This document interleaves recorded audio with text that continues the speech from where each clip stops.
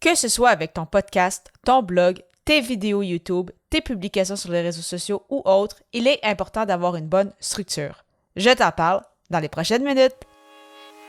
Les médias sociaux en affaires est ton rendez-vous hebdomadaire pour en connaître davantage sur les différents réseaux sociaux et les plateformes de création de contenu dans un contexte d'affaires. Chaque semaine, je répondrai à une question thématique qui te permettra d'appliquer concrètement ces conseils pour ton entreprise. Si tu reconnais l'importance et la puissance des réseaux sociaux ainsi que de la création de contenu pour ton entreprise et que tu souhaites en apprendre davantage sur cet univers, tu es au bon endroit. Je suis Amélie Delebel, travailleuse autonome dans le domaine des communications et marketing depuis février 2020.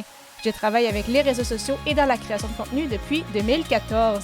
Les médias sociaux en affaires est mon deuxième podcast après Athlète Entrepreneur, lancé en janvier 2019. Bienvenue sur mon podcast.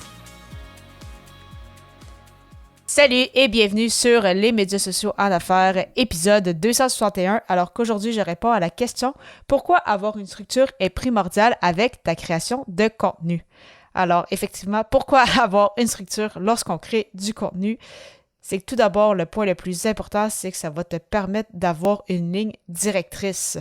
Puis pourquoi est-ce que ça c'est important? C'est parce que tu vas savoir exactement où est-ce que tu t'en vas avec toutes tes pièces de contenu. Tu vas avoir un plan, tu vas avoir des intentions derrière chacune de tes pièces de contenu puisque tu vas vouloir créer du contenu pour répondre à tes objectifs qui vont avoir été définis au préalable avec la stratégie. Et justement, ça va te permettre donc de créer des pièces de contenu avec de l'intention et ne pas créer du contenu juste pour créer du contenu, qui est une erreur que je vois beaucoup trop souvent, que ce soit justement avec le podcast, que ce soit avec les publications sur les réseaux sociaux ou autres. Si tu essaies de créer, par exemple, une pièce de contenu pour la journée même en te demandant, bon, mais qu'est-ce que je publie aujourd'hui sur LinkedIn ou hey, de quoi je vais parler aujourd'hui dans mon podcast, c'est quand même souvent difficile de bâtir une pièce de contenu, c'est ça qui va avoir une intention, qui va avoir un message clair, qui va correspondre à, en fait, qui va permettre de réaliser tes objectifs si justement tu crées un peu du contenu selon l'inspiration du moment. Donc, vraiment, avoir une structure, ça va être très important à ce niveau-là, peu importe le type de contenu que tu crées. Et bien évidemment, avoir une structure va te permettre aussi de sauver du temps parce que justement, si tu as une structure au niveau stratégique, c'est bien, mais en plus, c'est que tu vas également pouvoir produire du contenu de façon beaucoup plus systématique. Donc, ça va être beaucoup plus facile pour toi de créer du contenu. Donc, oui, par exemple, avec le fameux méga batching, donc la production en lot. Mais, par exemple, si je prends justement l'exemple de ce podcast-ci, justement, j'ai structuré mon podcast en faisant ce qu'on appelle un fichier maître, donc un fichier de base, comme un template, si je peux dire, où j'ai juste à placer quand je parle, donc mes fichiers audio que j'enregistre à chaque épisode. J'ai juste à placer cela dans le montage de mes épisodes, mais je n'ai pas à chaque fois à réenregistrer le jingle ou à remettre la musique ou autre. Et c'est un peu la même chose que je faisais également avec Athlète Entrepreneur dans le temps, donc sur mon autre podcast. Donc, vraiment, avoir une structure va te permettre de sauver beaucoup de temps puisque, c'est ça, tu vas avoir une certaine habitude aussi, tu vas savoir certaines choses que tu peux reprendre, justement avoir un peu un template de base. Et vraiment, ça va grandement t'aider pour la suite de ton parcours dans la création de contenu.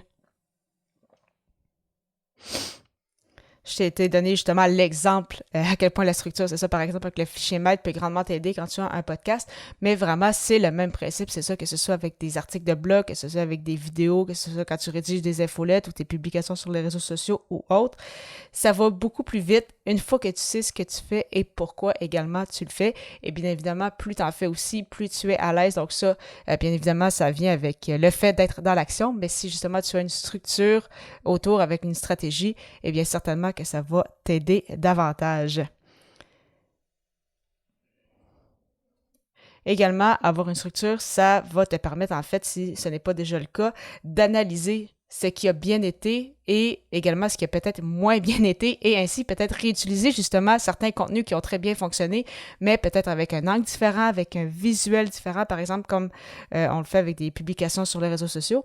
Mais ça peut être la même chose aussi avec un épisode de podcast ou une vidéo YouTube. S'il y a vraiment un sujet qui a touché beaucoup de gens, eh bien, tu peux reprendre un peu le même sujet. Encore une fois, changer l'angle, changer peut-être la thumbnail sur YouTube ou changer le titre de ton podcast, mais reparler un peu du même sujet parce que justement, tu sais que c'est un sujet qui a plu à ton audience. Et pour les sujets qui ont peut-être moins bien fonctionné, eh bien, à ce moment-là, peut-être regarder, voir qu'est-ce qui pourrait peut-être expliquer pourquoi cette pièce de contenu-là a moins bien fonctionné. Parfois, c'est peut-être une des questions temporelles, donc peut-être que ça n'a pas été publié à une bonne période, peut-être que le titre, justement, pourrait être retravaillé, peut-être que le visuel pouvait être changé aussi, mais parfois, peut-être juste que le sujet n'était peut-être pas aussi intéressant qu'on pouvait le croire. Donc, justement, ça va te permettre d'analyser tout ça et ainsi t'assurer de publier en fait du contenu que ton audience souhaite consommer. Parlant de création de contenu, il est important d'avoir les bons outils pour mettre en place son message et le propulser. Et c'est pourquoi je te propose une liste de mes 24 ressources pour t'aider avec ta création de contenu. Pour la télécharger gratuitement, simplement te rendre au ameliedelabel.com/ressources, ressources avec un S. Au plaisir de te retrouver à l'épisode 262 alors que le sujet sera « Est-ce nécessaire d'avoir un calendrier de contenu pour tes réseaux sociaux? » À très vite!